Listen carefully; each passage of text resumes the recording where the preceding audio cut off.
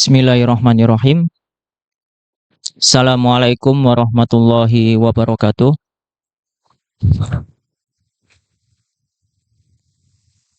Alhamdulillah, alhamdulillahirabbil alamin. Wassalatu wassalamu ala asrofil anbiya'i wal mursalin sayyidina wa maulana Muhammadin wa ala alihi wa ashabihi wa man tabi'ahum bi ihsanin ila yaumil qiyamah. Amma ba'du. Alhamdulillah kita masih berikan nikmat oleh Allah. Alhamdulillah kita masih bisa dapat melanjutkan ngaji ilmu mantik dalam keadaan sehat walafiat. Dan alhamdulillahnya lagi kita masih diberikan semangat sehingga kita yang punya nikmat sehat tadi bisa beranjak dari kamar tidur, beranjak dari kasur menuju tempat insya Allah yang barokah ini. Salawat tidak lupa kita haturkan kepada Nabiullah Muhammad SAW, bagaimana beliau adalah suri tauladan kita. Oke. Sekarang pertemuan keberapa? 4 ya. Oke. Alhamdulillah kita sekarang di pertemuan keempat melanjutkan pembelajaran ilmu mantik kita. Setelah kemarin kita sudah menyelesaikan bab anwa'ul ilmi al-hadis, kemudian bab dilalah wa anwa'uha, kemudian kita juga menyelesaikan apa yang dimaksud dengan lafadz kulli dan juz'i. Kemudian kita juga sudah tahu macam-macam daripada lafadz kulli. Sebagaimana nanti lafadz kulli itu yang akan dijadikan sebagai mabade atau pondasi, istilahnya gitu. Pondasi. Untuk apa? Untuk merangkai suatu definisi. Nah, sebelum kita lanjut pembahasan selanjutnya, gitu. Kita review sebentar. Review pembahasan kemarin. Sebagaimana yang saya katakan, pembahasan kemarin itu adalah pembahasan yang menentukan kita, menentukan perjalanan belajar ilmu mantik kita. Kalau pembelajaran kemarin itu nggak paham, otomatis nanti di bab selanjutnya nanti kita juga akan menuai sesuatu kesukaran atau istilahnya sulit dalam memahami bab-bab selanjutnya itu yang ada di ilmu mantik. Baik bab definisi itu sendiri atau ta'rif atau al-qaul syarih, atau nanti ketika sudah masuk di pembahasan al-qadaya wa ahkamuha.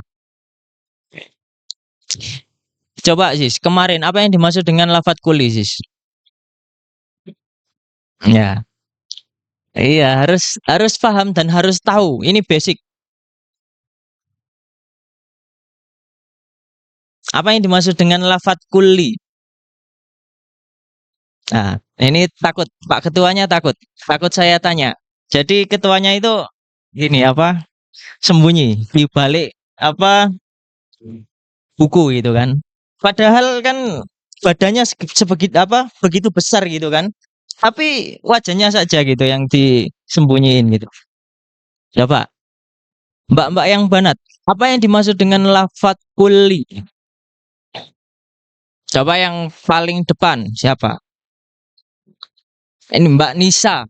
Coba apa yang dimaksud dengan lafadz kulli itu apa? Kulli itu apa?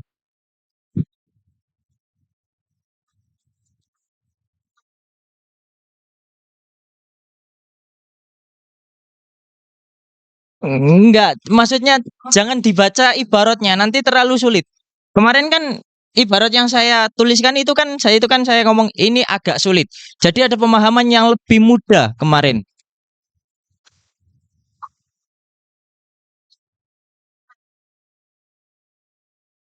Untuk banyak hal. Ya, gampangannya lafadz kulli itu dia itu suatu mafhum yang memungkinkan bisa diberlakukan untuk banyak hal. Udah, sampean catat. Apa yang dimaksud dengan kulli? Kulli itu adalah mafhum yang memungkinkan bisa diberlakukan untuk banyak hal. Coba catat dulu. Udah dicatat. Sedangkan kebalikan daripada kulli apa? Juz'i. Kalau juz'i berarti dia itu adalah mafhum yang tidak bisa diberlakukan bagi banyak hal. Jadi dia itu khusus untuk satu saja. Itu namanya juz'i. Kemarin macam-macam daripada kulli ada berapa? Pertama, kulli itu dibagi menjadi dua. Kulli yang apa? Kulli dati sama kulli arodi. Kulli dati itu kulli yang bagaimana? Makana laisa khorijan anil ma. Iya, dia itu adalah lafadz kulli yang tidak keluar daripada esensi sesuatu. Nah, itu namanya kulli dati. Sedangkan yang kedua ada namanya kulli arodi. Kulli arodi itu apa? Makana khorijan anil mahia. Dia itu adalah lafadz kulli yang keluar daripada esensi. Maksud daripada esensi itu apa?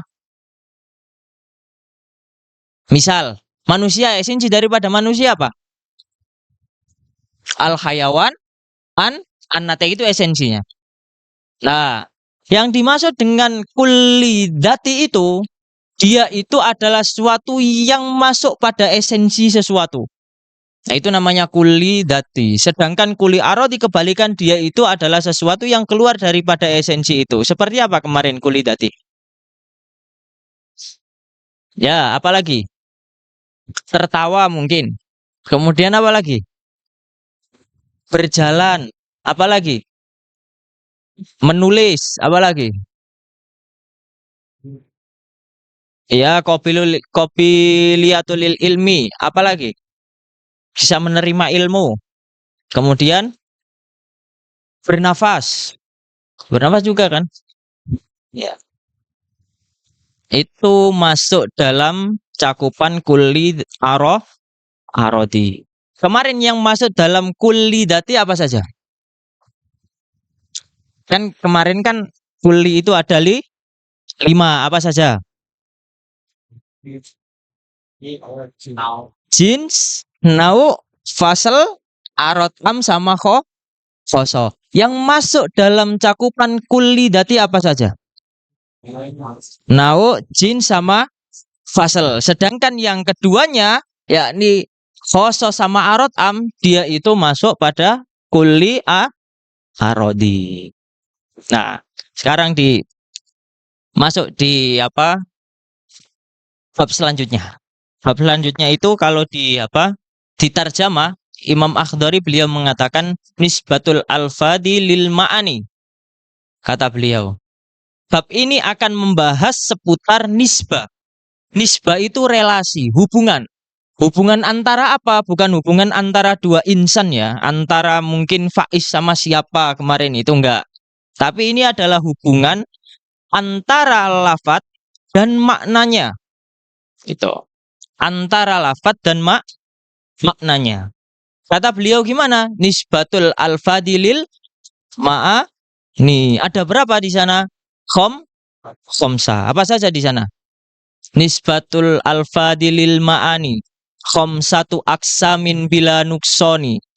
Dari ada 5.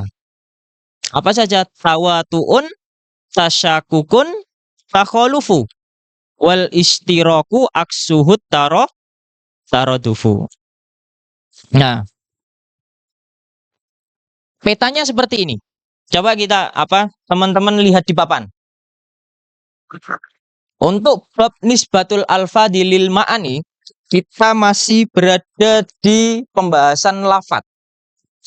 Itu. Kita masih berada di pembahasan lafadz.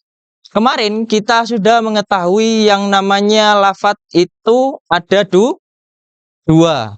Ada yang mustakmal sama muhmal. Yang kita pakai atau yang mu'tabar indal manatiko, bahkan indal lugha itu yang mustakmal. Mustakmal kemarin dia itu ada 2.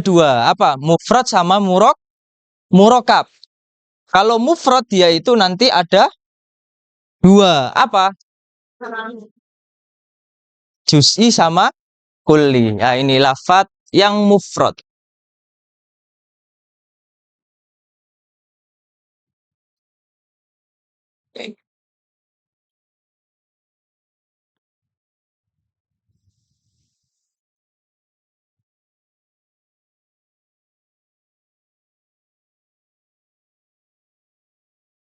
Bentar, lafat.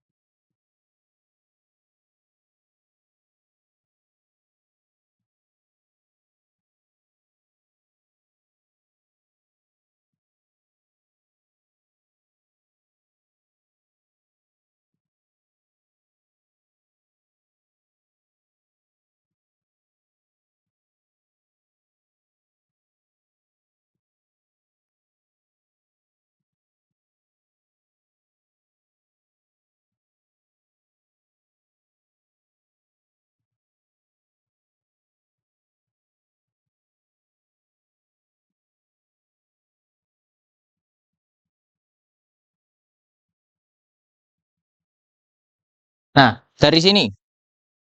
Nah, perjalanan belajar kita di bab ini kita mulai dari sini. Ada suatu lafat, di mana lafat itu dia punya satu lafat saja. Lafat yang satu ini ada kalanya maknanya itu cuma satu. Ada kalanya maknanya itu muta'adid, beraneka ragam. Ya. Kalau maknanya ada satu lafat, maknanya dia itu lafadznya itu cuma satu, maknanya beraneka ragam, dia disebut dengan lafadz mustarok. Nih, lafadznya namanya mustarok. Sedangkan kalau lafadznya itu satu, maknanya itu satu, ini kok afrodnya atau individunya itu setara, maka dia disebut dengan mutawati.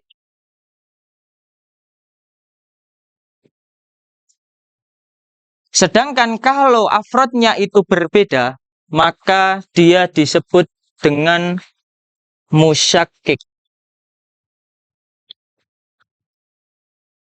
Nanti kita jelasin apa perbedaan antara musyakkik dan mutawati.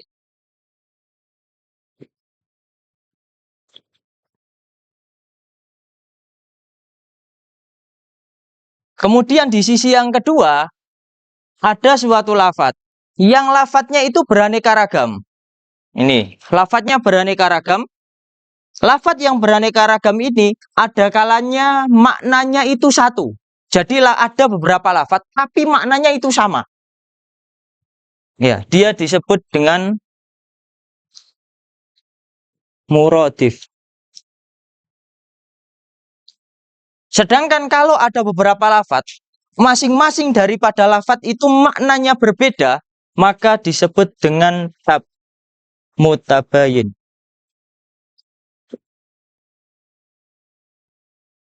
Oke, kita bahas satu-satu. Yang pertama, ada lafadz yang dimana lafadz tersebut itu memiliki satu-satu. Lafadznya cuma satu. Lafadz yang satu ini kadangkala dia itu punya makna yang satu, kadangkala dia itu punya makna beraneka ragam. Iya. Kalau dia itu punya makna beraneka ragam, ada satu lafadz, maknanya banyak beraneka ragam, dia disebut dengan mustarok. Ini apa? Lafadz ain. Ain. Lafadz ini dia itu punya banyak makna. Yang terkenal ain apa? Al-Basiroh. Ya, sebagaimana yang kita gunakan di keseharian kita. Penglihatan kita, ini namanya ain. Mata kita namanya ain. Al-ain artinya basiroh. Kadang juga ain itu makna as-syams. Matahari. Matahari juga dia itu ain juga. Kadang pula dia punya makna mata air. Kadang pula maknanya itu apa? Adzahab, emas dan lain sebagainya. Dia itu lafat, tapi maknanya muta'adid atau maknanya itu beraneka ragam. Maknanya banyak. Sedangkan di sisi yang lain ada satu lafat, maknanya cuma satu juga. Maknanya cuma satu. Ketika maknanya satu, dia itu ada dua klasifikasi. Lafat itu kan dia kan punya banyak afrod ya. Ya, bagaimana? Ini belum saya jelasin juga kemarin. Apa? Sebenarnya ada pembahasan penting di pembahasan kuli itu sendiri. Kuli itu, lafat kuli, ini, kuli, dia itu punya dua dilalah. Ada dilalatul mafhum, ada dilalatul masodak. Itu. Ini yang kemarin belajar Isakuji tahu insya Allah. Karena sudah saya jelasin di sini. Kuli ini dia itu punya dua dilalah, punya dua signifikasi, punya dua penunjukan. Jadi lafat yang universal itu dia itu punya dua penunjukan. Yang pertama yang ditunjukkan daripada lafat kuli ini dia itu adalah mafhumnya. Sedangkan yang kedua masodaknya. Masodak itu nama lainnya itu penggunaan katanya menggunakan afrod. Sama. Masodak. Jadi kalau teman-teman membaca buku sendiri nanti kok mendapati istilah masodak atau misdak, ini sama, masodak atau misdak. Ini artinya sama. Dia itu afrod. Afrod itu individu. Individu itu adalah sesuatu yang tercakup pada mafhum. Misal, al-insan. Dia lafat kuli atau juz'i? Kuli atau juz'i? Kuli. Kenapa insan disebut dengan lafat kuli? Kenapa lafat insan disebut dengan kuli? Karena bisa diberlakukan untuk banyak hal. Misal, insan ini dia itu adalah kuli. Dia itu adalah lafat yang memungkinkan diberlakukan untuk banyak hal. Insan ini dia itu punya mafhum. Mafhum. Mafhum daripada insan apa? Al-hayawan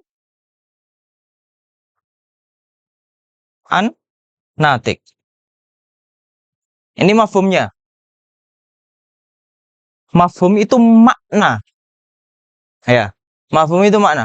Sedangkan yang kedua ada masodak atau afrod. Kemudian ketika ditanya apa masodak atau apa afrod atau apa individu daripada manusia? Apa individu dari manusia?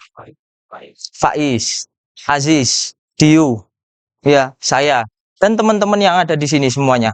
Dia itu adalah individu daripada manusia. Nah, pendilaan kata lafaz pun begitu. Dia itu punya makna juga punya individu. Nah, kembali ke sini. Udah tahu ya di sini ya. Kita selesaikan di sini ya bahwa mafhum kulli itu dia itu punya dua dilalah. Yang pertama ada dilalatul mafhum, yang kedua dilalatul masodak. Dilalatul mafhum kita kasih contoh di sini al-insan. Manusia itu mafhumnya apa? Al-hayawan an-natik. Masodaknya apa ya? Saya sendiri misal. Jilan. Apalagi? Diu.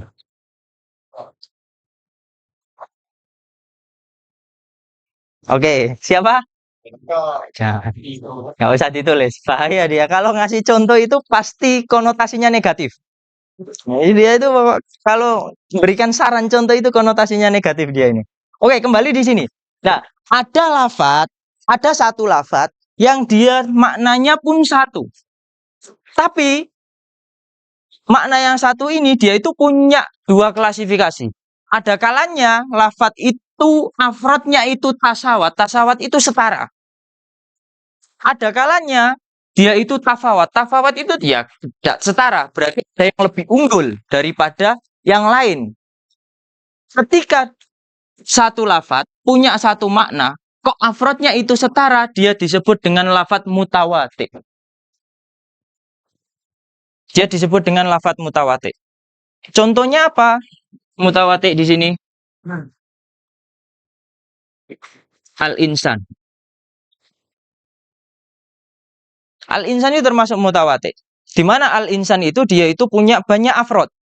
Ya, kita ambil contoh diu. Kita diu lagi. Apa lagi?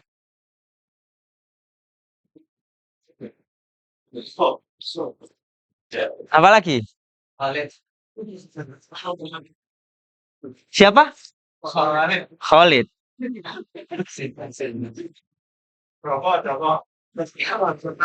Joko. Nah, ini. Udah, jangan banyak-banyak, jangan banyak-banyak. Nggak pas nanti. Ini saja, yang 4 ini saja, oke. Nah, lafat insan ini dia itu punya banyak afrod. Ya kan? Masing-masing daripada afrod ini, dia itu nggak ada yang lebih unggul dari satu afrod kepada afrod yang lain. Pak Joko tidak lebih unggul daripada Pak Eko. Pak Eko tidak lebih unggul daripada Baba Khalid. Baba Khalid tidak lebih unggul daripada Amudiu. Ya, saya ambil kita panggil Amu. Soalnya memang pantas dia itu. Pawakannya itu sudah kayak Amu-Amu Mesir itu. Makanya dia disebut dengan mutawatir. Mutawatir itu apa? Lagi-lagi saya tekankan lagi. Dia itu adalah satu lafat, punya satu makna, dan afrodnya setara. Paham ya? Satu lafat, punya satu makna, afrodnya setara. Sedangkan yang kedua ini, dia itu satu lafat, punya satu makna, tapi afrodnya itu berbeda. Ada yang lebih unggul daripada yang lain. Saya kasih contoh. An-Nur. Nah, ini Nur. Contohnya Nur. Nur itu cahaya. Di mana cahaya itu punya banyak afrod. Apa saja? Nurul Komar. Apalagi? Nurul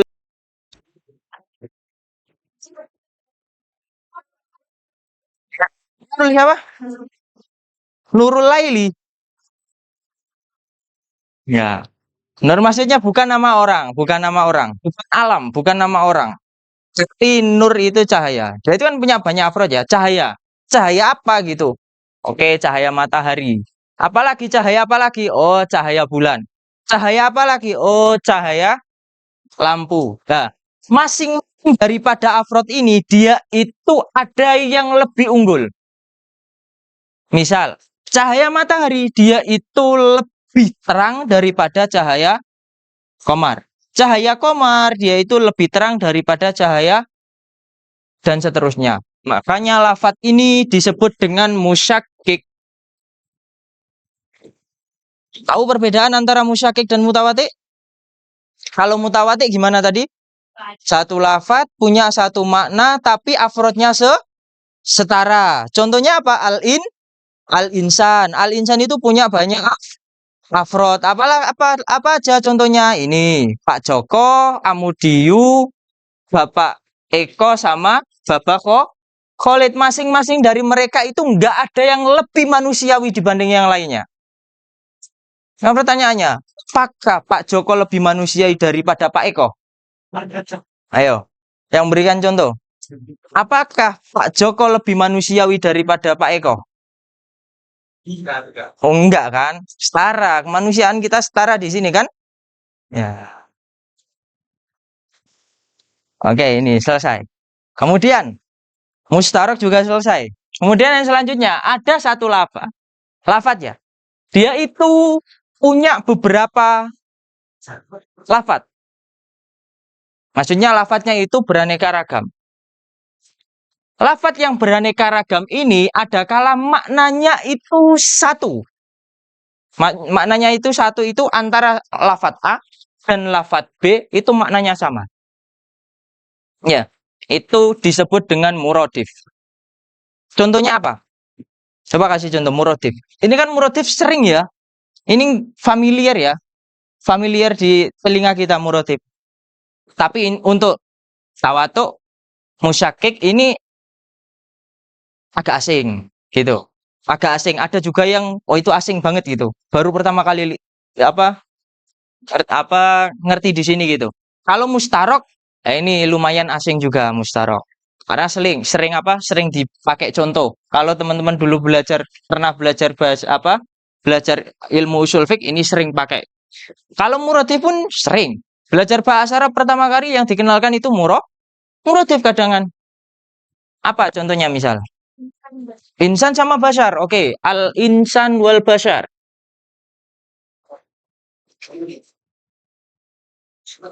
Nah, insan dan bashar ini dia itu murodif. Maknanya lafadznya muta'adid tapi maknanya satu. Itu murodif. Sedangkan yang kedua, ada beberapa lafadz maknanya juga beraneka ragam. Maksudnya gimana? Antara satu lafadz dengan lafadz yang lain itu sudah jelas-jelas berbeda maknanya. Contoh. Ini misal al-insan lagi dengan al-faros. Nah, insan dan faros dia itu lafadznya muta'adid. Maknanya pun muta'adid juga. Kenapa? Karena makna daripada insan dia itu bukan makna daripada faros. Makna dari faros juga bukan makna insan karena dua-duanya itu memang berbeda. Gitu. Nah, pertanyaannya, kalau di matan dikatakan nisbatul alfadi lil ma'ani khamsatu aksamin bila nuksoni tawatu'un tasyakukun takholufu wal istiraku aksuhut taroddufu. Ada nggak kata-kata mutawati, musyakik, mustarok, murodif sama mutabayin? Nggak ada ya. Adanya apa? Pertama, mutawati diistilahkan dengan tawatuk. Nah, tawatuk itu adalah nisbahnya. Nisbatul alfadilil ma'ani. Nisbah daripada lafadz dan maknanya. Itu namanya tawatuk. Nisbatul alfadilil ma'ani. Khamsatu aksamin bila nuksoni. Sedangkan lafadznya namanya mutawati. Dan sampai seterusnya. Sampai kiaskan sendiri. Bisa membedakan? Oke, kita review lagi. Biar lebih mantap lagi. Ya, Pak Ketua juga saya yakin belum paham 100%. Gitu. Masih ngawang gitu kan. Kalau bahasa Jawa itu masih ngawang. Paham ngawang ya? Oke. Soalnya ada juga yang nggak dari Jawa kan, takutnya nggak paham. Lafat. Ada yang di mana lafat itu satu. Ya, ini berarti di sini. Ada yang lafadznya muta'adid. Lafadz yang satu ini ada kalanya dia punya makna yang satu juga. Ada kalanya maknanya muta'adid atau beraneka ragam. Kalau lafadznya satu, maknanya beraneka ragam, lafadznya disebut dengan mustarok. Ya, contohnya apa? Ain tadi. Ain ini punya banyak makna. Apa saja maknanya? Al-basiro, as-syams, al-manba, ad-dahab, atau dan lain sebagainya. Atau al-ain bisa dimaknai dengan al-jasus, mata-mata. Bisa juga. Banyak sekali. Di sisi yang lain, ada satu lafadz punya satu makna. Yang punya satu makna ini, ada kalanya afrodnya itu setara, ada kalanya afrodnya itu berbeda atau enggak setara. Istilahnya gitu. Kalau afrodnya setara disebut dengan mutawati. Kalau afrodnya masing-masing dia itu ada yang lebih unggul di antara satu dengan dibanding yang lainnya, maka disebut dengan musyakik. Contoh dari mutawati apa? Al-insan. Al-insan punya banyak makna, punya banyak afrod. Afrodnya apa? Pak Joko, Mas Diyu, Pak Eko, Bapak Khalid, itu banyak. Antara mereka ini, antara satu dengan yang lainnya, nggak ada yang lebih manusiawi. Kenapa? Karena kemanusiaannya setara. Itu. Kemanusiaan saya sama dengan kemanusiaan Diu. Kemanusiaan Diu sama dengan kemanusiaan siapa? Faiz. Itu. Dan kita yang ada di sini itu setara dalam kemanusiaan. Sedangkan sisi yang lain, contoh daripada musyakik apa? An-Nur. An-Nur punya banyak afrod. Salah satu afrodnya apa? As-Syams, Al-Qamar, dan Al-Misbah. Nurus Syams, Aqwa min Nuril Qamar. Nuril Qamar, Aqwa min Nuril Misbah.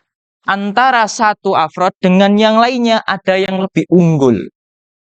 Itu yang namanya musyakik. Sedangkan di sisi yang lain, di sisi apa? Di torof yang lainnya ada lafadz itu beraneka ragam.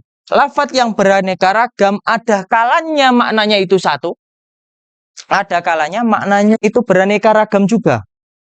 Kalau lafadz yang beraneka ragam maknanya itu satu disebut sebagai muradif. Contohnya al-insan dan bashar.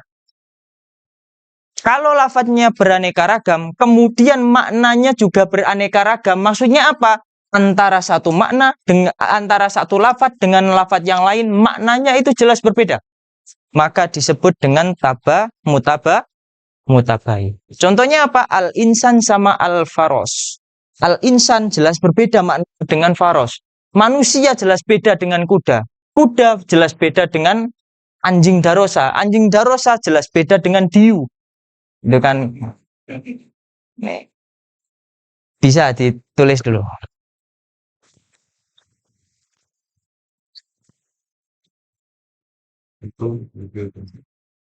Oh gitu.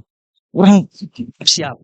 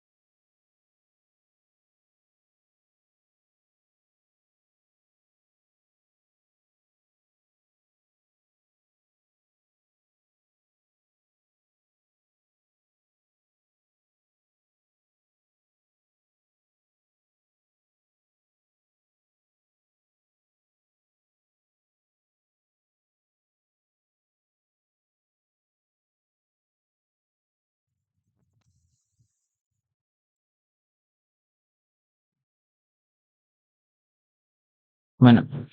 Sudah ditulis? Nulisnya sudah? Nulisnya sudah? Belum?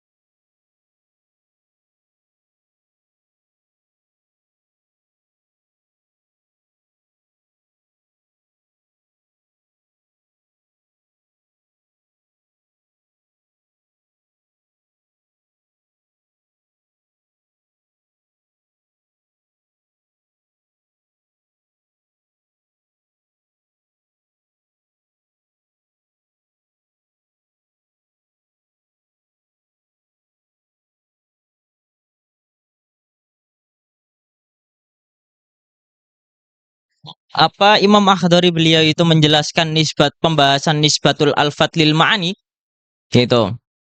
Ya walaupun nanti di beberapa syarah atau sama beberapa muhasyi Imam Akhdari ini nanti dikritik untuk permasalahan nisbatul alfadzi lil ma'ani ini. Karena kekurang tepatan beliau dalam memberikan tarjamah dari bab ini gitu. Salah satunya dikritik sama Imam Sobban di Hasyiah beliau. Jadi salah satu syarah sulam itu dia itu nanti disyarah sama Imam Malawi. Nah, Imam Malawi punya dua syarah, syarah kabir sama soghir. Kalau syarah soghir ini nanti yang dihasyiai sama Imam Soban. Nah, itu nanti di sana itu ada beberapa kritik mengenai ini, ketidaktepatan beliau dalam menjelaskan permasalahan ini. Gitu. Kita nggak bahas di sana karena memang tujuan kita adalah untuk marhalata taksis. Gitu. Belum waktunya untuk memperdebatkan A, B, C, dan D. Gitu ya. Oke, kemudian kata beliau walafdu imma tolabun au khobaru wa awalun salasatun satutkaru amrun ma'asti'ala wa aksuhu du'a wa fit tasawi faltimasun waqa'a. Kata beliau walafdu imma tolabun au khobaru. Lafat itu ada kalanya menunjukkan arti tolab. Tolab itu tuntutan ya. Au khobarun atau khobar. Berita, menunjukkan berita. Wa awalun salasatun satutkaru. Yang pertama, berarti yang dimaksud itu adalah tolab, kata beliau. Dia itu punya tiga macam. Apa saja akan disebutkan beliau? Amrun ma'asti'la. Kata beliau, amr. Ketika apa? Ketika disertai adanya tuntutan bernada tinggi, kata beliau. Isti'la. Isti'la itu bernada tinggi. Amrun. Makanya amr itu biasanya didefinisikan sebagai tolabul amri minal ilal adna. Wa aksuhu, dan kebalikan daripada amr itu apa? Doa. Ada namanya doa. Kalau doa kebalikan berarti dia itu tolabul amri minal adna ilal a'la. Wa tasawi faltimasun waqa'a. Namun ketika derajatnya itu sejajar, kata beliau, maka disebut dengan iltimas. So. Kelihatannya itu pembahasan itu enggak terlalu didakikan karena sudah paham gitu kan. Insya Allah bisa kan membedakan antara kalam khobar dengan tolab dengan khobar tadi, bisa, insya Allah bisa. Nah, yang agak rumit ini, yang agak butuh effort ini, kata kalau bahasanya Diu itu effort gitu, ada effort ya gitu. Jadi untuk masalah effort itu enggak hanya ketika teman-teman nanti ingin mendapatkan seorang cowok atau cowok mendapatkan seorang cewek. Tapi effort juga nanti yang paling penting kita sebagai tholabul ilmi ya mencari ilmu. Effort dalam mencari ilmu itu sendiri. Itu. Karena kalau kita punya ilmu, kata siapa? Diu itu, prinsipnya Diu, insya Allah aman semua itu ya. Jadi orang yang berilmu itu dia itu happy, biasanya kehidupannya happy, santai, gitu. Karena punya Gusti Allah ya. Nah, ini babnya itu membahas tentang kalau kata beliau faslun fi bayanil kul wal kulliyah wal juz wal juz'iyah. Kalau kemarin istilah kemarin di awal kita sudah mengetahui perbedaan antara kulli dan juz'i. Nah, ini adalah ada dua istilah lagi. Istilahnya apa? Ada istilah kulliyah, juz sama juz'iyah. Itu istilah yang berbeda antara kulliyah sama kul. Kemudian istilah juz'iyah sama juz'un. Itu berbeda. Jadi teman-teman kalau nanti membaca suatu ibarat atau membaca suatu teks, lebih-lebih nanti ketika membaca kitab-kitab ulum akliyah, jadi harus diperhatikan. Yang dimaksud oleh musonif ini ketika mendatangkan suatu ibarat di antara dari salah satu di antara 6 yang tadi, itu yang dimaksud yang mana? Ketika yang dimaksud itu adalah juz'i, berarti dia itu bukan juz'iyah atau bukan juz. Tinggal melihat apa? Tinggal melihat penjelasannya lagi. Di awal kemarin kita sudah bisa membedakan. Yang namanya kulli, lagi-lagi saya ingatkan lagi, yang namanya kulli itu dia itu adalah suatu mafhum atau lafadz yang dimana dia mungkin bisa diberlakukan bagi banyak hal. Sedangkan juz'i itu dia itu adalah mafhum yang mungkin bisa dilakukan bagi banyak hal. Contohnya apa juz'i? Apa contohnya? Apa? Zahid. Itu. Nah, contoh di sana Zahid. Contoh gampang aja padahal di sini banyak orang gitu. Iya. Contoh aja gini apa maksudnya siapa gitu. Anas gitu kayak gitu kan gitu. Terus siapa gitu kan? Kan banyak gitu. Nah, ini siapa lagi ini? Ini nggak ada orang yang namanya Ali tapi dia itu nyontohin Ali. Ya, pokok banyak. Itu namanya juz'i. Sedangkan kuli itu contohnya tadi seperti apa? Kuli. Jangan insan. Saya nggak mau contoh insan. Apa? Jangan asad. Sudah ada. Apalagi? Alat tulis. Ya mungkin alat tulis. Pensil mungkin. Nah itu. Atau apalagi? Spidol. Apalagi? Kamera. Apalagi? HP. Apalagi? Oh banyak banget kan? Gitu.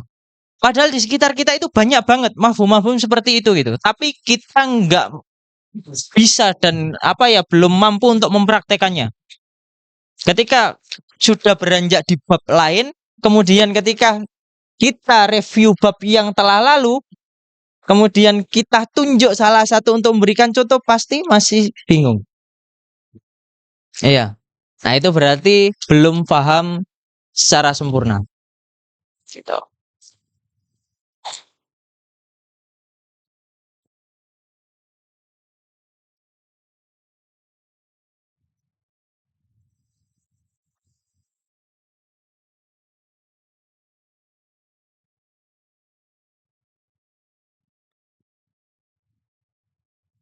Oke, kita mulai ya. Mulai pembahasannya. Saya hapus dulu ya. Ini agak panjang kelihatannya.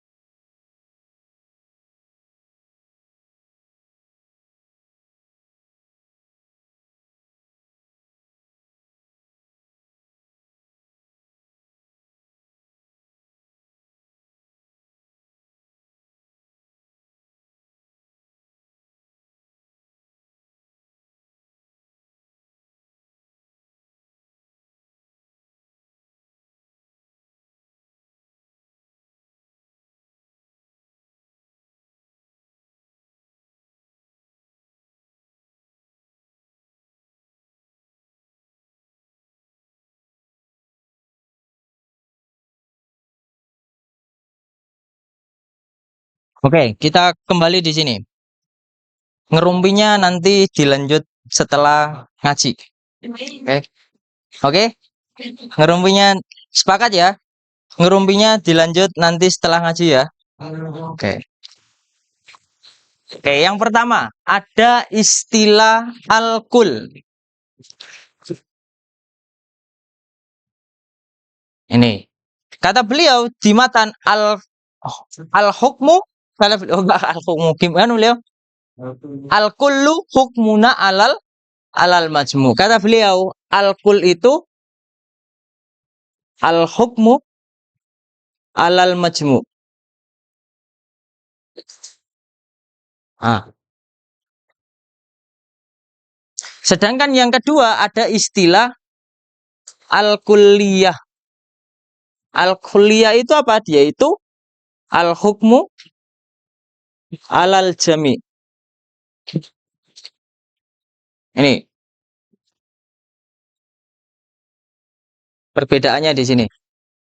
Sedangkan di sana ada juga istilah al-juz wal juz'iyah. Kita bahas dulu sebagian ini. Kata beliau, al-kul itu al-hukmu alal majmu. Sedangkan kuliah dia itu al-hukmu alal jami. Apa perbedaannya? Perbedaan kata kuncinya ada di al-jami dengan al-majmu. Kalau al-majmu, penghukuman terhadap sesuatu itu, dia itu ma'a adamil istiqlal. Sedangkan jami, dia itu ma'al istiqlal. Apa maksud daripada ma'adamil istiqlal? Apa maksud daripada ma'al istiqlal? Kalau ma'adamil istiqlal menghukumi sesuatu tidak secara satuannya. Jadi yang dihukumi itu adalah sekelompokannya. Ini namanya al-majmu. Majmu itu sekelompok yang dihukumi. Tanpa melihat satuan individu yang ada di dalamnya. Itu namanya al-majmu. Sedangkan al-jami dia itu ma'al istiqlal. Ketika menghukumi secara keseluruhan itu dia juga melihat satuan individu yang ada di dalamnya. Misal, ketika saya mengatakan kullu tulab, ini kullu tulab,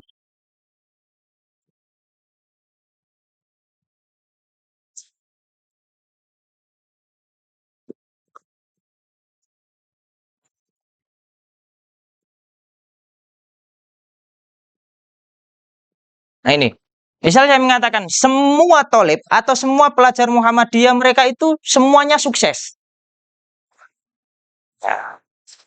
Ketika saya mengatakan itu, kenapa saya mengatakan semua pelajar Muhammadiyah itu sukses? Karena yang saya hukumi adalah keseluruhan. Dan saya ketika menghukumi melihat masing-masing individu yang tercakup pada At-Tulab Al-Muhammadiyah. Jadi mbak yang awal ini saya hukumi juga. Saya lihat. Kemudian saya hukumi. Kemudian yang sampingnya saya hukumi juga. Sampingnya saya hukumi sampai keseluruhan. Sehingga menghasilkan kullu tulab Muhammadiyah najihun. Ya. Sedangkan al-hukmu alal majmu, misal ketika saya mengatakan kullu bani tamim, ini enggak asing ini. Istilah bani tamim ini untuk Diu enggak asing.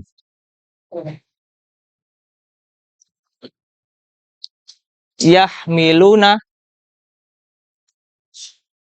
as-sokhrota al-aldimah.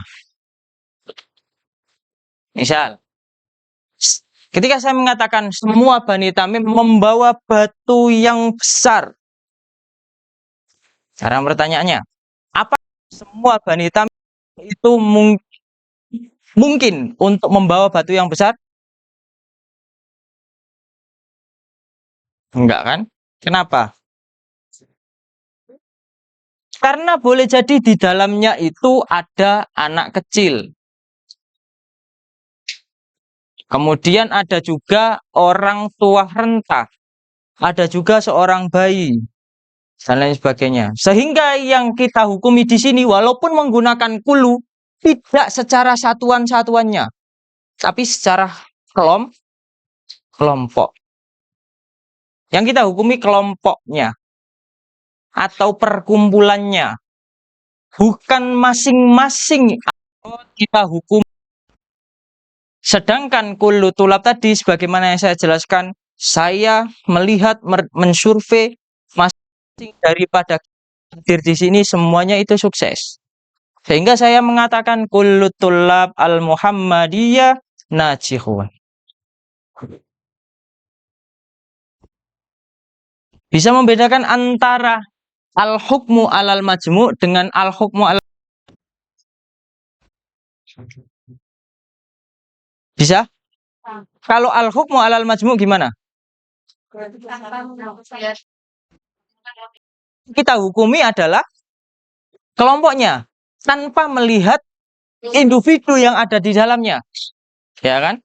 Sedangkan yang ini yang apa? Al-hukmu alal jami' kita menghukumi secara keseluruhan plus melihat masing-masing daripada individu yang ada di dalamnya.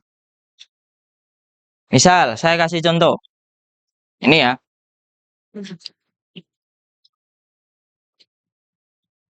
Ahlul Azhar ulama. Nah ini. Ini ya. Ahlul Azhar ulama. Nah ini contoh aja, contoh. Orang-orang Indonesia yang ada di sini, ya, yang dia itu apa istilahnya itu punya keterkaitan dengan Al-Azhar, berarti dia itu adalah ulama. Berarti semua mahasiswa itu ulama. Loh, katanya Ahlul Azhar ulama. Ayo.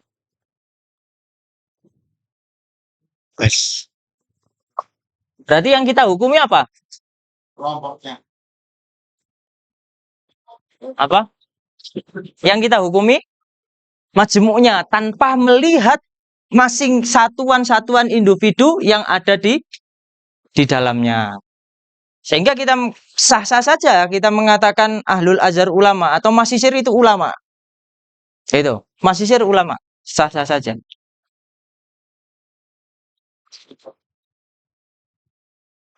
Sedangkan juz ini, al-juz ini dia itu matarokkaba minhu wa min ghairihi kul. Ini. Sedangkan al-juz'iyah dia itu al-hukmu ala ba'dil afrod. Ini. Al-hukmu ala ba'dil afrod. Contoh. Al-hukmu ala ba'dil afrod apa? Contoh aja sini. Berarti ba'dul tulab al-Muhammadiyah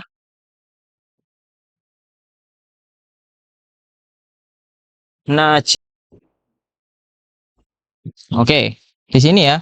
Berarti ini contohnya. Adalah contoh daripada juz'iyah itu apa? Juz'iyah itu adalah menghukumi sebagian afrod.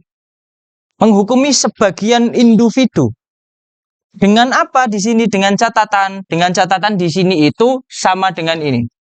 Ma'al istiqlal. Dengan melihat satuan-satuan individunya.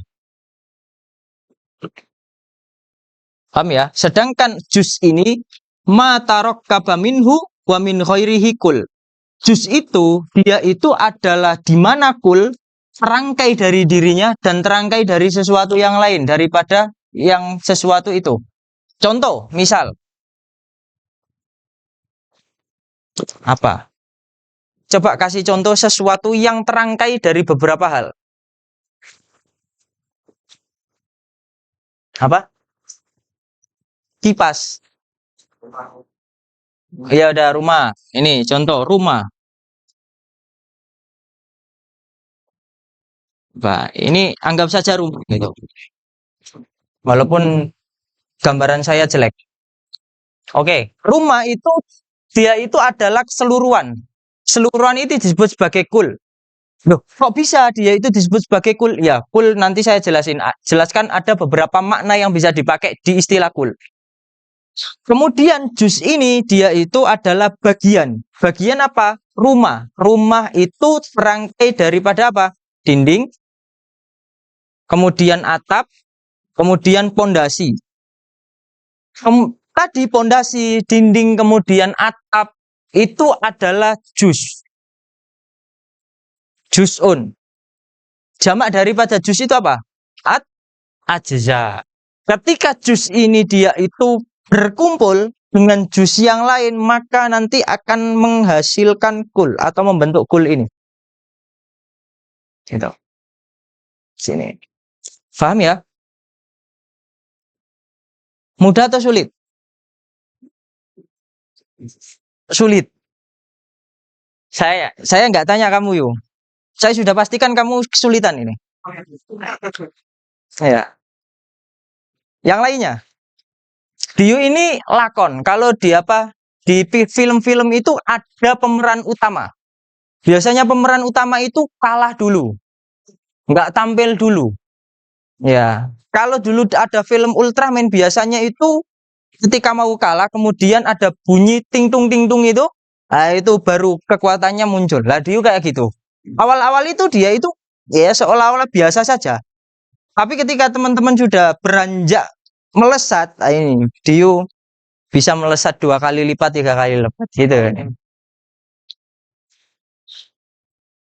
Itu doa, bukan kenyataan.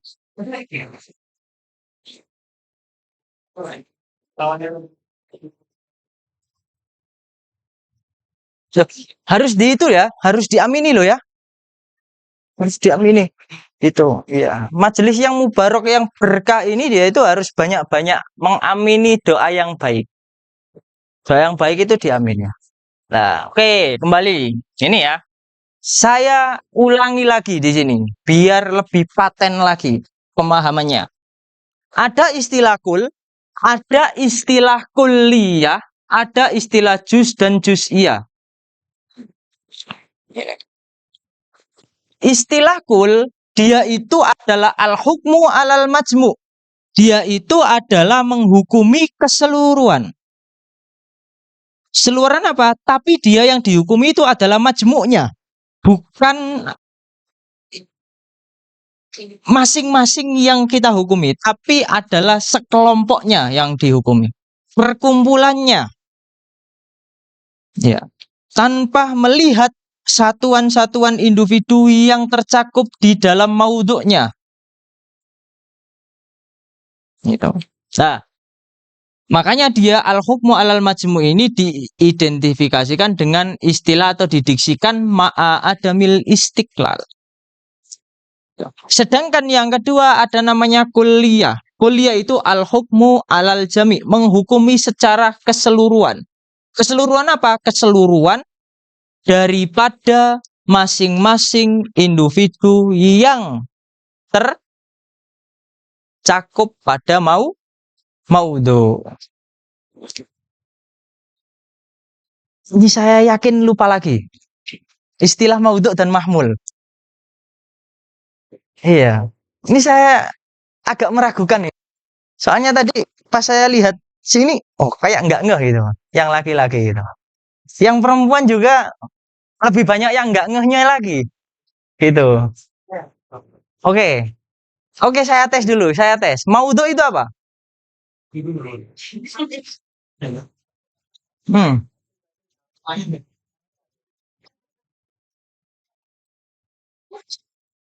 Kita bukan belajar ilmu salahul hadis. Jadi kullul fan mustolahat. Setiap fan ilmu ada istilahnya masing-masing. Kalau kita belajar ilmu mantik berarti yang kita maksud adalah istilah yang ada di ilmu mantik. Nah, maudhu itu apa?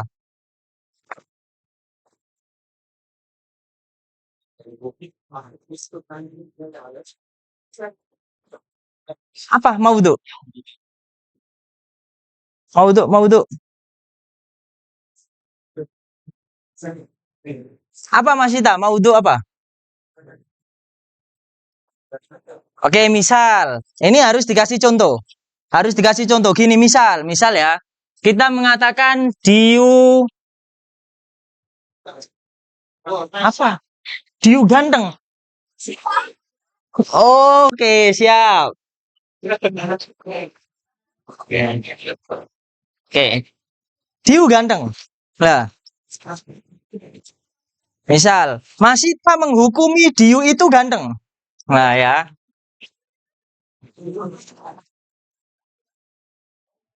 Oke, Diu itu ganteng. Diu itu apa? Maudhu. Sedangkan ganteng ini adalah Mahmud.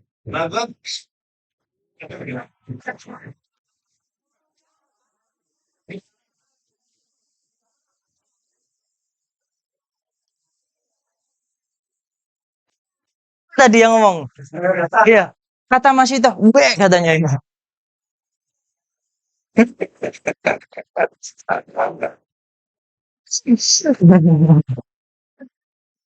Enggak, kembali lagi ya, kembali lagi. Nah, yang dimaksud dengan al-hukmu alal jami, kita itu menghukumi secara keseluruhan. Keseluruhan yang kita hukumi adalah jami. Jami'nya, jami itu apa? Jami itu ma'al istiqlal. Semuanya, misal ketika kita mengatakan kullu tulab Muhammadiyah najih. Andai kan kita asumsikan saja, kullu tulab najih ini, kullu tulab, di mana di sini ada berapa orang? 70 mungkin. 70 ada? 60, oke, 60. Semuanya kita hukumi sebagai najih. Dan kita ketika menghukumi melihat masing-masing individu yang berada dalam cakupan maudhu ini. Tulab Muhammadiyah ini kan maudhu ya. Sedangkan najih ini mahmul. Nah, gitu loh maksudnya. Enggak ya, sekarang ya. Itu harus dipancing ya. Teman-teman ini harus dipancing lagi gitu. Baru nanti bisa masuk ke pembahasan. Itu namanya kuliah. Sedangkan istilah yang ketiga ada namanya juz. Juz itu apa? Juz itu ma tarokkaba minhu wa min khairihi kul. Di mana kul? Kul itu secara keseluruhan rangkai darinya dan sesuatu yang lain. Atau bahasa gampangnya, juz itu adalah sesuatu yang merangkai kul. Atau dia itu adalah suatu bagian yang dimana ketika dirangkai oleh bagian yang lain akan membentuk keseluruhan. Tubuh kita ini adalah kul. Tubuh kita ini ya.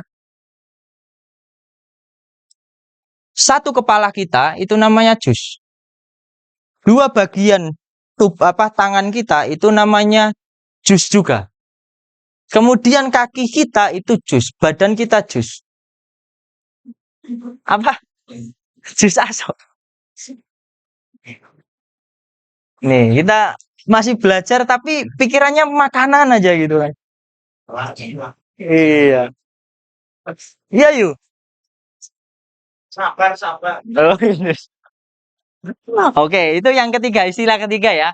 Jadi, kemudian istilah yang keempat ada namanya juz'iyah. Juz'iyah itu apa? Al-hukmu ala ba'dil afrod lah.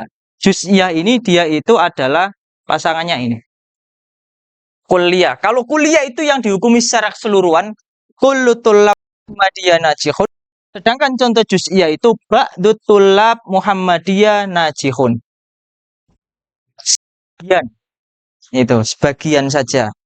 Nah, untuk lebih jelasnya, ba'du tullab, kemudian kullu tullab, dia termasuk qadiyah apa? Nanti dia itu akan dibahas di pembahasan qadaya wa ahkamuha. Yang penting kita tahu istilah ini. Itu.